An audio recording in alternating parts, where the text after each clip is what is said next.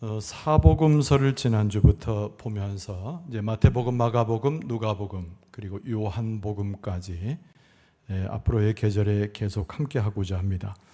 오늘은 두 번째 시간이죠. 마태복음 2장 본문입니다. 1절 이하의 말씀으로 그에게 경배하러 왔노라 라는 제목으로 은혜를 나누고자 합니다. 그림 한 장 볼까요? 아이들 설교할 때 전도사님들이나 선생님들이 흔히 쓰는 동방박사 세 사람 화보이지요. 요셉과 마리아로 보이고 그 위에 누이신 예수님의 모습도 보이고요. 자그만 사람은 천사인가요? 목자인 것 같기도 해요. 양을 데리고 온 것 같으니까 목자네요, 목자. 그리고 서 있는 세 사람이 동방에서 온 소위 박사들이죠. 뭔가 예물 드리는 장면도 되고 허리를 숙이고 간절한 경배의 마음으로 있는 그들의 모습이 아주 인상적인 그런 그림입니다.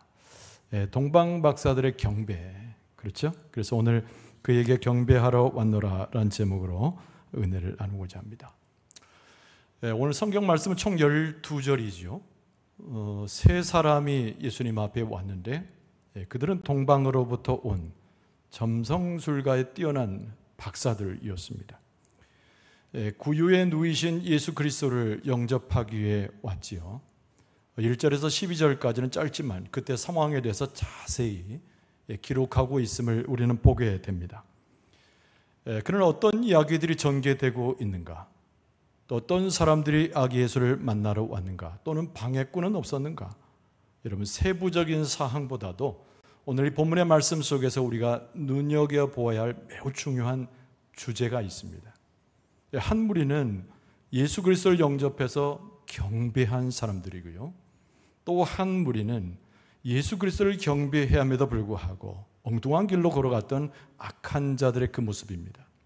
경배하는 사람, 경배하지 못하는 사람, 예수 그리스도를 자의 구주로 고백하는 사람, 또 예수께서 구주로 오셨음에도 받아들이지 못하는 사람, 그들의 도대체 차이가 무엇이길래 오늘 성경 말씀은 그것을 우리에게 아주 대조적으로 교훈하고 있을까요? 그래서 이 두 부류의 사람들을 나눠보면서 우리는 그런 질문을 스스로에게 던져봅니다. 나는 어느 부류에 속한 사람인가? 나는 경배자인가? 예수 그리스도를 나의 구주로 섬기고 받아들이는 사람인가? 이 질문을, 이 본문의 말씀을 대하면서 계속 자기에게 질문을 할 수 있어야 됩니다. 예수 그리스도의 탄생을 우리는 성탄이라고 하죠. 거룩한 탄생입니다. 하나님께서 우리를 구원하시기 위해서 예수님을 보내신 인류 역사의 전무후무한 하나님의 사랑의 확증적 기록이지요. 도대체 우리의 경배는 어디에 머물러야 하는가? 여러분, 첫 번째 부류의 사람들이 있었습니다. 소위 말하는 종교 지도자들이죠. 이들은 성경의 밝은 사람들이었습니다. 아기 예수, 곧 메시아가 올 것을 누구보다 잘 아는 사람들이었습니다. 그래서 흔히 이들을 종교를 이끌어가는 종교 지도자 이렇게 표현하죠. 그런데 예수 그리스도께서 오셨을 때 그것을 모두가 확인하는 자리에서 그들의 태도는 어떠했을까요? 여러분, 본문의 말씀 4절에서부터 6절까지 헤롯과의 대화 중에 그들이 어떤 생각을 알고 그들의 성경의 지식은 어디에 이르고 있는가를 알 수가 있습니다. 여러분, 4절은 이렇게 시작되죠. 왕이 모든 대제사장과 백성의 서기관들을 모아 그랬습니다. 그 당시에 헤롯은 분봉왕이어서 그 지역을 다스리는 로마의 앞잡이입니다.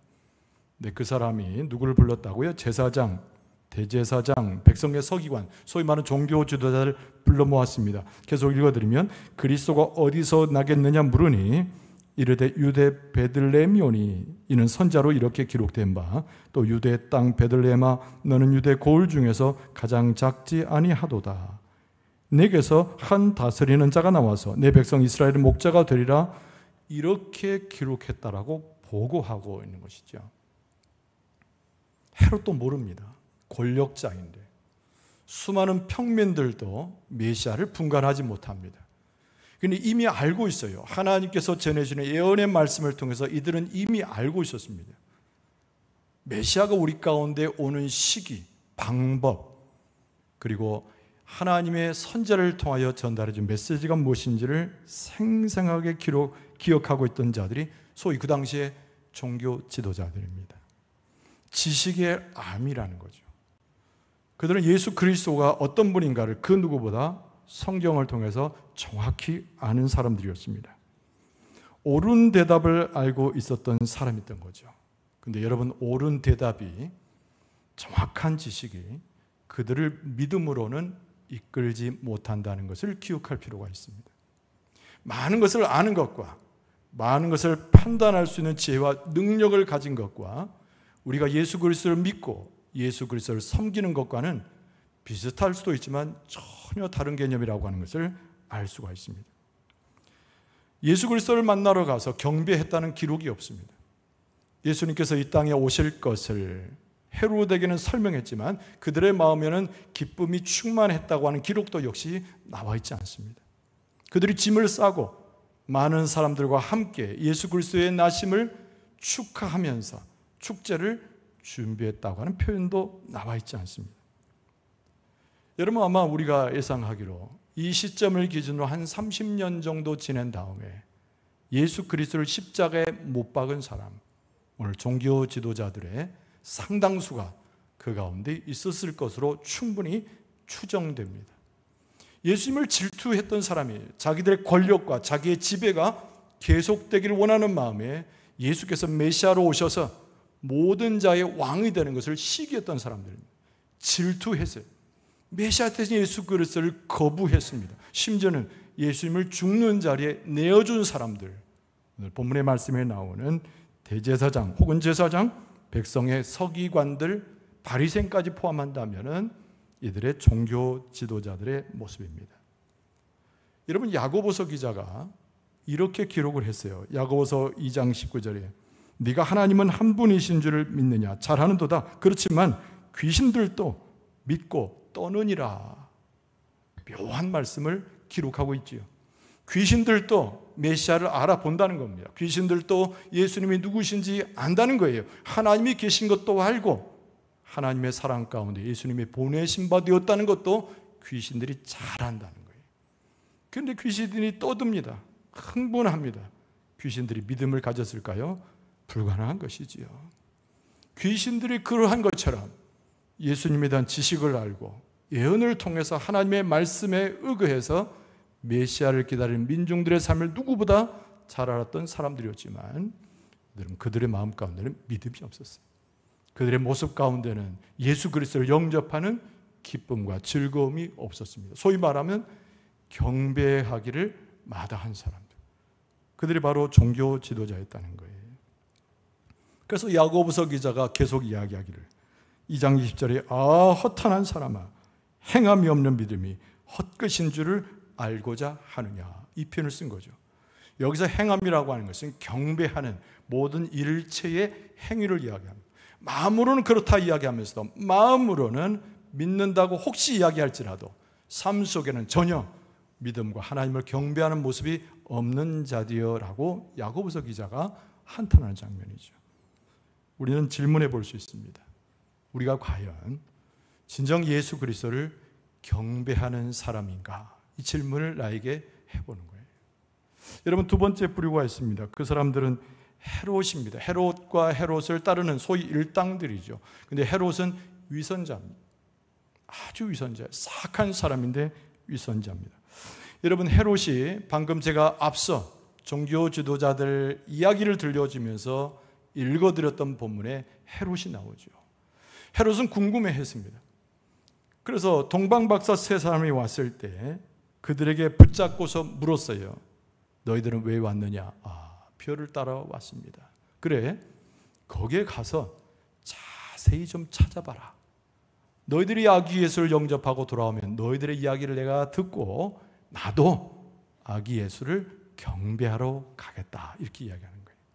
여러분, 그 7절 말씀 아닙니까? 이 헤롯이 가만히 박사들을 불러 별이 나타난 때를 자세히 묻고 베들레헴으로 보내며 이르되 가서 아기에 대하여 자세히 알아보고 찾거든 내게 고하여 나도 가서 그에게 경배하게 하라. 이 말씀에 우리가 아멘 하면 안 되는 것이 이 헤롯의 거짓말이기 때문인 거죠. 아주 사악한 사람이에요. 그러니까 이 표현만 보면은 헤롯도 그 이미 종교 지도자들에 의해서 하나님의 말씀을 확인하고 그들 가운데 믿음이 생겨서 혹시 예수님을 경배하려고 한 사람인가? 변화되었구나. 이 사람이 뉘우침을 받았구나. 하나님의 은혜를 입은 사람이 되었는가? 라고 우리가 착각을 하게 되죠. 헤롯은 그런 사람이 아니었습니다. 자기 권력이 위협을 받을 때 아까 종교 지도자들의 모습과 유사해요. 자기가 좀 통치하고 있습니다. 권력을 갖고 자기의 탐심내는 대로 빠른 것을 얻는 사람인 거죠.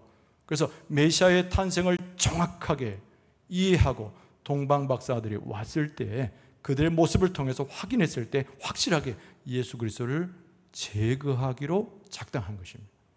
이런 것을 어디서 알 수 있냐면 오늘 본문의 말씀 이후에 16절 말씀에 보면 이렇게 되어 있어요. 이 헤롯이 박사들에게 속은 줄 알고 심히 노하여 사람을 보내어 베들레헴과 그 모든 지경 안에 있는 산의 아이를 박사들에게 자세히 알아본 그때를 기준해서 2살부터 그 아래로 다 죽였다라고 되어 있잖아요. 그러니까 특정할 수가 없는 거죠. 어떤 아이가 예수님인지 어떤 아이가 그리스도인지 메시아인지 몰랐던 헤롯이 그냥 동방박사들이 왔던 시기를 기준으로 해가지고 2살 아래에 있는 모든 아들을 전부 죽이는 겁니다. 그리스도 메시아 예수님을 제거하려고. 이게 바로 헤롯의 계획이었다는 거예요. 아니 우리 교회에 이런 극단적인 사람이 있을 수 있겠습니까? 한국 교회에도 이런 헤롯과 같은 인물은 사실 없을 거예요. 그러나 여기서 우리가 얻을 수 있는 교훈이 있습니다. 우리에게 던져줄 수 있는 질문도 있어요. 우리가 왜 예배 가운데 있는가? 라고 하는 단순한 질문이죠. 우리가 주일날 오전 오후로 새벽 기도로 오늘 3일 밤 예배로 모였지 않습니까? 습관 따라 왔다라고 이야기할 수 있겠지만 오늘 자기 자신에게 물을 수 있어요. 너는 도대체 무슨 목적으로 어떤 생각으로 예배 자리에 와 있는가라는 질문을 나 자신에게 해볼 수 있는 거죠. 자, 오늘 본문의 말씀의 핵심적 인물들은 당연히 동방 박사들입니다. 이들은 온전함으로 메시아 되신 예수 그리스도 아기 예수에게 경배한 사람이죠. 그래서 세 번째가 동방 박사들의 경배예요. 그래서 사실은 오늘 이 본문의 말씀의 전으로 봐서 동방 박사라고 했는데 이 사람들이 무슨 박사인가? 박사학위를 딴 사람들인가? 동방에서 왔다는데 동방이 어디인가? 도대체 별을 보고 왔다는데 왜 별을 보고 왔지? 많은 질문을 하게 돼요. 그래서 동방 박사들에 대해서는 우리가 사실은 잘 모릅니다. 추측을 할 뿐이죠. 그러나 여러분, 동방 박사가 누구인가? 어디에서 왔는가? 뭘 하는 사람인가? 이것은 결국 오늘 본문의 말씀에서는 그렇게 중요한 내용이 아닙니다. 오늘 본문의 말씀의 가장 핵심적인 것이 뭐라고요? 하나님을 경배한 자들과 그렇지 못한 자들의 차이라고 제가 서두에 말씀을 드렸지 않습니까? 동방 박사들이 메시아이신 예수 그리스도 앞에 와서 어떻게 경배를 드렸는가가 오늘 본문의 말씀에 그들의 행위에 가장 중요한 거예요. 이게 모범입니다. 모범. 이스라엘 사람도 아니에요. 이들은 고대의 그 예언을 통해서 구약 성경에 나오는 선지자들의 그 예언을 그렇게 자세히 알 수는 없었던 사람들입니다. 그럼에도 불구하고 오늘 본문의 말씀에는 종교 지도자들을 지나가고 헤롯 왕을 지나가면서 이들의 경배가 오늘 본문의 말씀에 뚜렷하게 나타나 있습니다. 진정한 경배, 우리식으로 바꾸면 진정한 예배가 무엇인지를 일러주는 것이죠. 그래서 우리는 경배하는 사람들입니다. 우리는 예배하는 사람입니다. 우리는 하나님을 찬송하는 사람입니다. 기도할 수 있고 말씀을 듣는 사람이에요. 오늘 하나님 앞에 나온 여러분이 오늘 3일 밤에 모여서 하나님을 경배하고 예배하는데 성공하고 있는 줄로 믿습니다. 할렐루야. 첫 번째는 뭐냐면 기쁨을 가진 사람들. 사람들은 예수께 와서 경배하는데 그 특징 첫 번째가 기쁨이에요. 여러분 오늘 본문의 말씀 10절에 보면 그들이 별을 보고 매우 크게 기뻐하고 기뻐하더라. 그래서 이 기쁨이란 말이 2번 반복되지 않습니까? 그러니까 이 문자적인 이야기가 뭐냐면 이 기쁨이 작은 기쁨, 보통의 기쁨이 아니었다는 겁니다. 아주 상상을 초월할 만큼 큰 기쁨을 가졌던 사람들이 이런 사람입니다. 여러분, 기쁨이 어디서 온가요? 물론 이제 하나님이 주신 거지만 우리의 마음에서 올라오는 것이 기쁨입니다. 그래서 우리가 하나님을 예배할 때, 자, 경배의 다른 말로 예배할 때 우리가 하나님 앞에 제일 먼저 가져야 될 것이 있는데, 우리의 마음의 즐거움과 기쁨이 우리 가운데 충만하게 올라올 수 있어야 합니다. 여러분, 한번 질문을 할게요. 여러분, 예수 그리스도께서 하나님의 아들로 우리의 죄를 다 용서하시고 하나님의 사랑을 확증하기 위해서 우리 가운데 오신 줄로 믿습니까? 그렇죠. 이 믿음의 기초 가운데서 우리가 예배를 드리게 되면은 하나님의 기쁨이 나를 찾아오게 되어 있어요. 이게 예배라고 하는 것이 처음에 묵도하고 찬송하고 기도하고 이런 형식이 예배가 아니고, 예배의 동안 하나님을 만나고 예수 그리스도의 은혜 가운데서 내 마음이 기쁨으로 올라오고 즐거움 가운데 막 손을 들고 하나님을 찬송하게 되어 있는 겁니다. 동방박사들이 별을 봤어요. 범상치 않은 별입니다. 근데 그 별을 보면서 무엇을 깨달아요? 하나님의 계시의 말씀을 듣는데 메시아가 오신 것을 아는 겁니다. 이스라엘 지경뿐만 아니라 이방의 지경과 저 멀리 동방에 있는 지역까지 사람들은 죽어져 나가고 아무 곳에도 소망이 없고 사람들의 삶 가운데는 죄가 팽만해서 모든 것이 무너져 갈 때 소망이 도대체 어디 있는가? 이들은 틀림없이 고민했을 텐데, 별을 바라보았더니 그 가운데 소망이 생겨난 거예요. 메시아가 오신다는 것이 확신이 됩니다. 저 별을 따라가면 예수 그리스도를 만나서 우리에게 소망을 주는 하나님의 아들을 보겠구나. 그래서 그들의 마음 가운데 믿음과 더불어서 기쁨이 올라오는 거예요. 여러분, 하나님께서 우리의 마음을 주장하실 때 우리가 기쁨과 즐거움과 넘쳐나는 환희와 즐거움으로 늘 하나님 앞에 경배하고 예배하게 될 줄로 믿습니다. 그러면서 자기를 자꾸 질문해 보세요. 꼭꼭 찔러가지고 질문해 보세요. 내가 신용으로 그냥 대충 예배하고 있는가? 내가 정말 기쁨으로 예수 그리스도의 오심을 기뻐하고 하나님의 그 사랑의 확증 가운데 들어가고 있는가? 여러분, 그 점검하는 것은 나쁜 것이 아니에요. 참 지혜로운 것입니다. 그래서 믿음 때문에, 말씀 때문에, 하나님의 주어진 계시와 하나님의 역사 속에서 자기를 자꾸 점검해 보세요. 내 안에 있는 기쁨이 인간적 기쁨이 아니라 예수 그리스도를 믿는 하나님의 은혜를 사모하는 속에서 나오는 기쁨인가? 그래서 이 동방박사들은 제일 먼저 성공한 것이 경배할 때 기쁨을 가지고 왔다는 겁니다. 그런 말씀이 그렇잖아요. 기뻐하더라. 한 번 표현하지 않고 이 문자적으로 큰 기쁨을 가지고 왔어요. 여러분, 우리가 예배할 때마다, 경배할 때마다 우리는 정말 동방박사가 가졌던 기쁨보다 더 큰 기쁨과 즐거움으로 하나님을 예배하게 될 줄로 믿습니다. 두 번째 특징이 뭐냐면 아주 겸손한 사람들이, 이 사람들은 겸손. 여러분, 겸손 자체가 경배입니다. 오늘 11절 상반절에 보면은 집에 들어갔어요. 이 아기 예수가 누워있는 집에 들어갔어요. 아기와 그의 어머니 마리아가 함께 있는 것을 보고 엎드렸다, 이렇게 되어 있습니다. 엎드렸다. 이 엎드리는 행위는 오늘 이 본문의 말씀을 이스라엘 백성이 딱 접할 때 쉽게 이해가 되었을 거예요. 왜냐하면 이스라엘 백성들은 하나님을 경배할 때, 주님을 나의 구주로 고백할 때 땅에 딱 엎드리는 습관이 있었습니다. 여러분, 선지자들의 모습 속에는 무릎과 무릎 사이에 얼굴을 넣기도 하지만 일반적으로 손을 들어 기도하거나 찬송할 때 딱 땅에 엎드리는 거예요. 그것이 하나님 앞에 최고의 겸손과 복종을 상징하는 것입니다.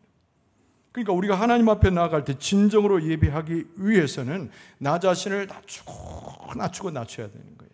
그게 겸손입니다. 그래서 어디까지 이르러야 돼요? 나는 아무것도 아닙니다. 이 상황까지 들어가야 이게 참된 경배와 예배가 가능한 것입니다. 교만한 사람은 하나님을 섬길 수 없습니다. 나 자신을 드러내고 내 체면을 생각하는 사람은 찬송이 안 되는 거예요. 다른 사람의 눈치를 보고 내 체면이 무엇인지 나의 위치를 고려하는 사람은 하나님 앞에 경배하는 것에 실패하게 되어 있습니다.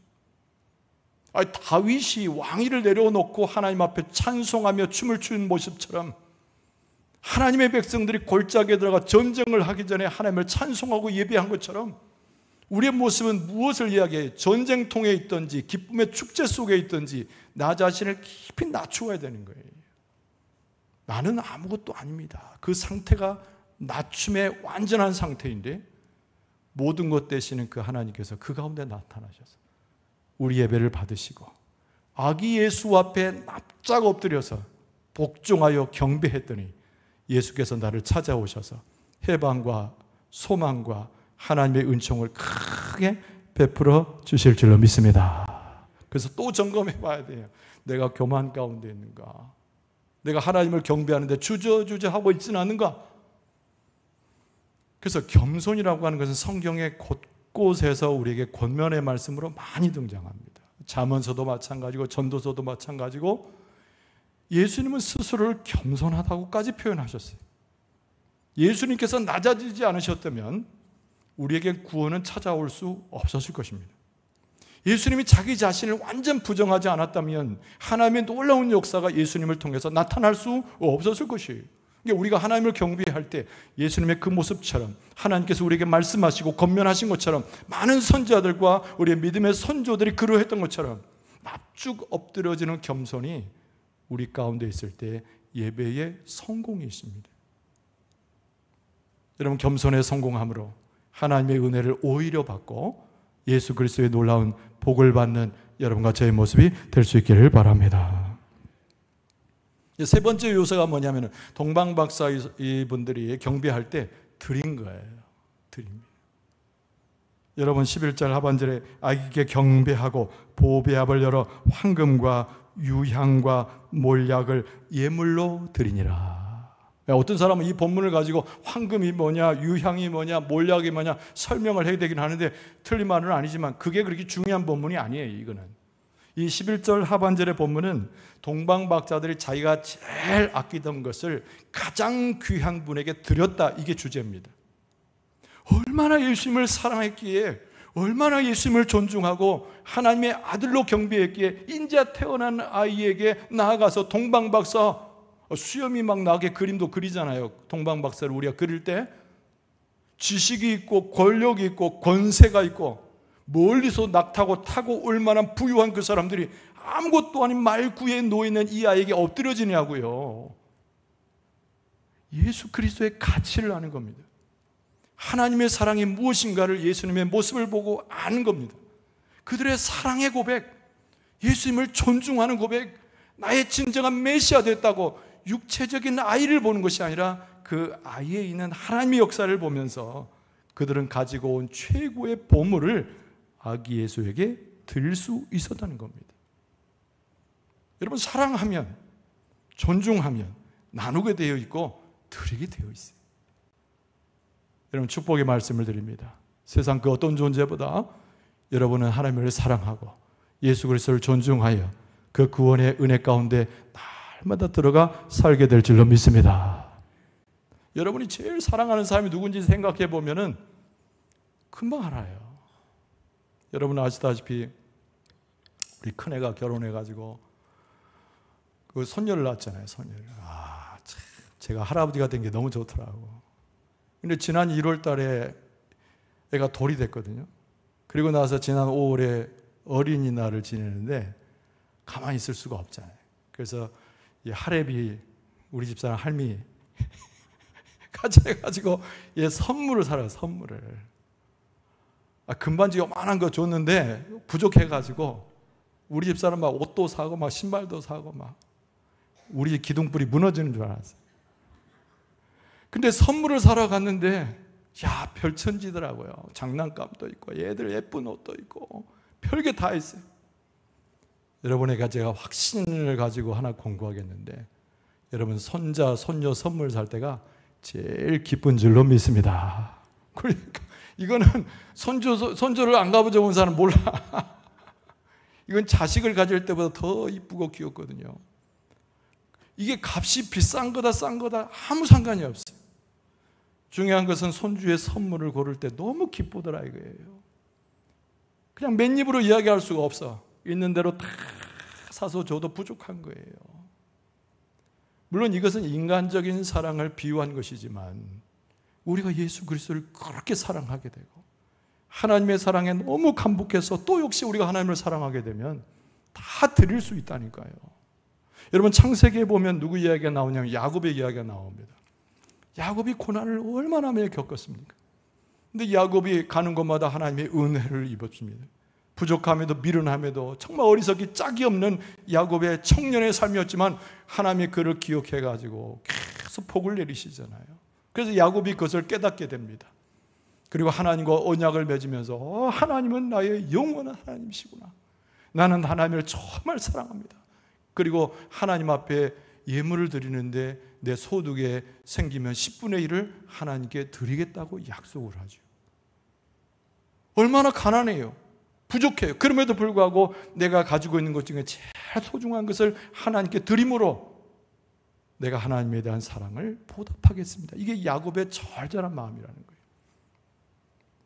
우리 교회에 여러 가지 헌금 봉투가 있습니다만 가만히 선교 헌금 하는 분 보면 제가 마음이 감동될 때가 있어요.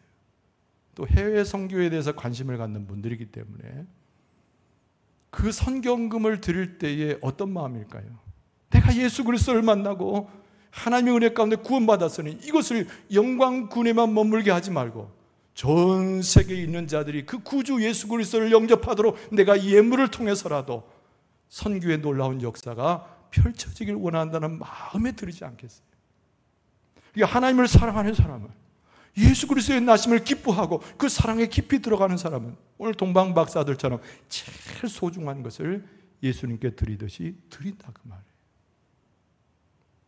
많이 드리십시오 이런 얘기가 아닙니다. 이 얘기는 드린 거를 아까워지 마세요 그런 뜻이 아니에요. 진정한 경배라고 하는 것은 하나님을 사랑하는 자가 나의 것을 아끼지 않고 드리는 모습 속에 그 사랑과 경배가 나타난다는 겁니다. 할렐루야, 할렐루야. 그리고 또 하나 생각할 수 있는 것이 뭐냐, 순종이에요. 순종. 이 동방박사 세 사람의 경배의 특징 하나가 순종입니다. 여러분 오늘 12절 말씀해 보니까 그들은 꿈에 헤로데게로 돌아가지 말라 지시하심을 받아 다른 길로 고국에 돌아가니라 그랬어요. 여러분 동방박사 세 사람이 앞에까지 뭐 했어요? 집에 찾아 들어가가지고 구유에 누인 예수 그리스도를 영접하여 감격하고 찬송하고 또 자기가 가져온 선물 보따리를 드렸잖아요. 근데 그 다음이 훨씬 중요합니다. 그들의 자리에서 일어나서 고국으로 돌아가려고 할 때 그들의 마음 가운데 들려졌던 성령의 음성, 하나님의 음성을 기억하는 겁니다. 헤로데게 가지 말고 돌아서 고국으로 가라고 하는 말씀이죠. 헤롯과의 약속도 있었습니다. 또는 헤롯이 오늘 본문의 말씀 자세히 나와 있지 않지만 너희들이 내게 돌아와서 보고하면 금은보화를 주겠다고 혹시 약속했을지도 몰라요. 다 예수님 앞에 내어놓은 이들이기 때문에 무일푼이었잖아요. 헤롯에게 돌아가면 이스라엘 사람들도 아닌데 혹시 뭔가의 보답을 받을 수 있었지 않았겠습니까? 그럼에도 불구하고 동방박사 세 사람은 그 헤롯의 말에 개의치 않아요. 무엇에 순종합니까? 하나님이 주신 말씀에만 순종하는 겁니다. 헤롯의 명령을 어김으로 군사들이 쫓아올 수도 있지 않습니까? 복이 찾아오기 전에 저주가 찾아올 수도 있지 않습니까? 그럼에도 불구하고 그들은 그것을 무릅쓰고 헤롯에게 가지 아니하고 돌아서 고국으로 다른 길로 가는 겁니다. 이 장면이 동방박사 세 사람이 목숨을 담보하는 하나님의 말씀에 대한 순종입니다. 여러분 순종이라고 하는 자체가 하나님 앞에 드리는 경배라는 겁니다.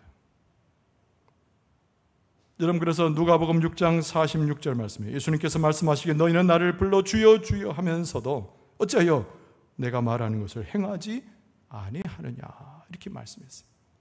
하나님을 찬송하고 예수 그리스도 앞에 무릎 꿇었음에도 불구하고 삶으로 돌아가 버리면은 순종의 삶과 아무 관계가 없는 우리 인생의 어리석음을 예수님께서 한탄하신 거 아닙니까? 여러분 우리는 예배로 모일 때마다 어떻게 모여요? 예수 그리스도를 기념하고 하나님을 찬송하고 무릎을 꿇어 기도하고 아까 우리 찬송할 때 보니까 얼마나 아름답게 우렁차게 찬송합니까? 근데 그 다음이 더 중요하다니까요. 예배를 마치고 집에 돌아가서 일상의 삶을 살아갈 때 우리가 하나님의 말씀에 순종하는 것. 오늘 성경 말씀은 우리 일상생활에서 하나님의 말씀에 순종하는 것이 진정한 경배다. 이렇게 우리에게 말씀하고 있습니다. 말씀하신 대로 살지 못하고 우리가 순종하지 못하고 모양만 경배하는 모습을 가질 때는 하나님의 마음을 아프게 하는 거예요. 저는 여러분의 개인적 삶, 세상의 삶을 잘 모르지만 하나님께서 여러분과 저의 삶을 돌아보실 때 너희들은 나에게 순종하는 나의 자녀구나, 그렇게 인정해 주실 줄로 믿습니다. 그 인정하는 모습 속에 경배가 나타나고 하나님의 복이 들어오는 것입니다. 여러분, 세계는, 온 세상은 딱 두 가지 부류로 나눠져요. 하나님을 경배하는 부류, 또 하나님을 알지만 하나님에게서 떠나간 부류, 두 부류로 나눠집니다. 오늘 동방박사들의 경배는 우리에게 굉장한 교훈을 줄 뿐더러 경배하는 자의 삶이 얼마나 하나님께서 받으실 만한 삶인가를 일러줘요. 여러분과 저는 한 분도 빠짐없이 경배하는데 성공할 수 있기를 바랍니다. 하나님을 높이는데 성공할 수 있기를 바랍니다. 말씀대로 순종하는 경배를 통해서 하나님께 영광을 돌리는 여러분과 저의 모습 될 수 있기를 주의 이름으로 축원합니다.